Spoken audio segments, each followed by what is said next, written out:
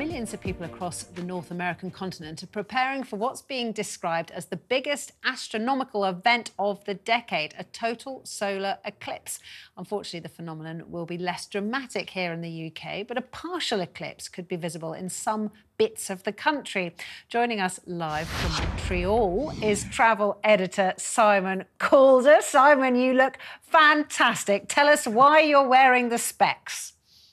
Well, lovely to talk to you. That's because in about 100 minutes from now, the total eclipse will sweep across the beautiful city of Montreal. It's the only now big city, Daisy, that is in the line of totality, where clear skies are fairly assured. I'm just looking up, there's a little bit of cirrus cloud, nothing to worry about, and the excitement here is intense. It's a beautiful city, as you probably know, and it wasn't really a contender. Everyone thought they would be in beautiful parts of Texas or maybe the Midwest or Niagara Falls.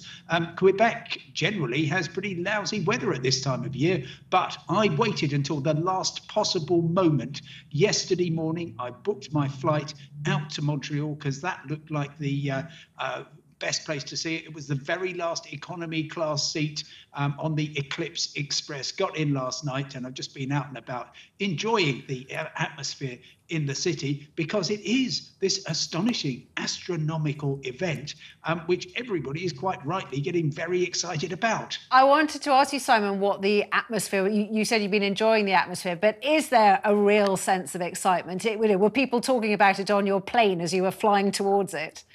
Oh, yes. There were a whole bunch of us who had all done the same thing, booked very, very late for the flight, and because we were all just waiting there. And of course, the thing is, if you get there and it's cloudy, well, people might remember the 1999 eclipse. It was a bit of a damp squib in Cornwall. I was over in Dieppe, but very cloudy there.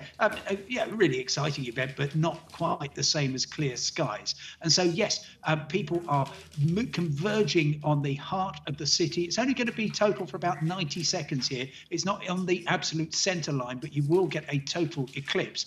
I've already spotted my first Dark Side of the Moon Pink Floyd t-shirt and my first colander. That's because this well-known kitchen utensil during a total eclipse will have great weird effects if you hold it up and the light shines through. So yes, excitement mounting, and it's one of those great events that a lot of people invest a huge amount of money in. If you miss this one though, and you don't see the partial eclipse tonight, which is going to be quite difficult unless you're on a mountain in Wales, and it's very, very clear. It's August the 12th, 2026 is the next one. And that's going to be happening in Palma, Mallorca, where loads of us are going to be on holiday anyway.